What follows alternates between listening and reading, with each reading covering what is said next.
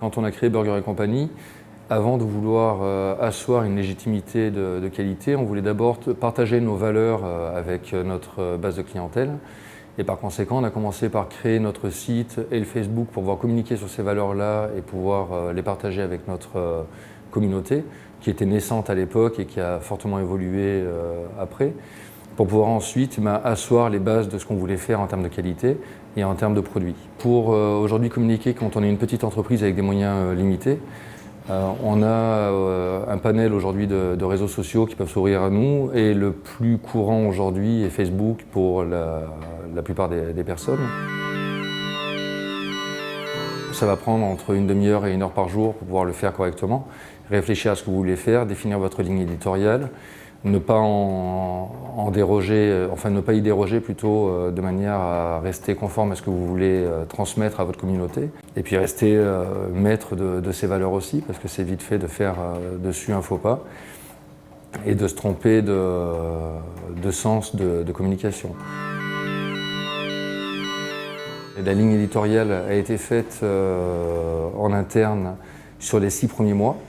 Et depuis le mois de décembre, on s'est adjoint les compétences d'un community manager, parce que du coup, maintenant, ça nous prend de plus en plus de temps avec la communauté qui est grandissante et qui, lui, suit la ligne éditoriale qu'on lui a demandée, sans pour autant nous couper de notre communauté. Le pire qui puisse être pour nous,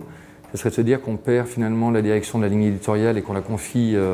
complètement à quelqu'un, parce qu'on ne serait plus maître de ça, alors que c'est vraiment la représentation pure de ce qui est dans l'entreprise. C'est-à-dire que les valeurs que l'on partage sont vraiment celles qui nous animent au quotidien et que l'on souhaite faire partager au plus grand nombre. Donc c'est pour ça qu'on a travaillé dans ce sens-là, d'abord avec Facebook, parce que ça nous permettait de toucher une masse de personnes plus importantes, tout en étant relativement ciblés par rapport à ce qu'on voulait. C'est-à-dire que ça ne nous servait à rien aujourd'hui d'aller communiquer nos valeurs à Marseille ou à Paris, il fallait les communiquer à Valence et alentours. Et par conséquent, c'était une structure informatique, ou en tout cas numérique, qui nous permettait de le faire très précisément. La communauté est très puissante là-dessus, parce qu'elle sait vous demander et orienter et avoir un poids nécessaire pour pouvoir vous permettre d'aller dans cette direction-là. Mais ça va au-delà de ça aussi, c'est-à-dire que dans le choix des futurs points de vente que l'on souhaite développer, c'est la communauté finalement qui nous dit on aimerait bien vous voir ici ou là. Pour l'avenir, aujourd'hui, en tout cas, la ligne éditoriale ayant été construite autour du réseau social Facebook en priorité, en train de s'élargir petit à petit, notamment avec des sites comme Twitter et Instagram qui nous permettent d'avoir une interaction plus directe avec les gens finalement au quotidien, partager des choses et surtout que ce soit la communauté qui le fasse vivre plus que nous. Et c'est vrai que le fait d'avoir construit une communauté qui est grandissante aujourd'hui, qui double finalement tous les 2 mois à peu près sur les différents espaces, nous permet d'entrevoir tout un réseau de social media qui va pouvoir évoluer avec des concours, avec des interactions plus importantes sur chaque client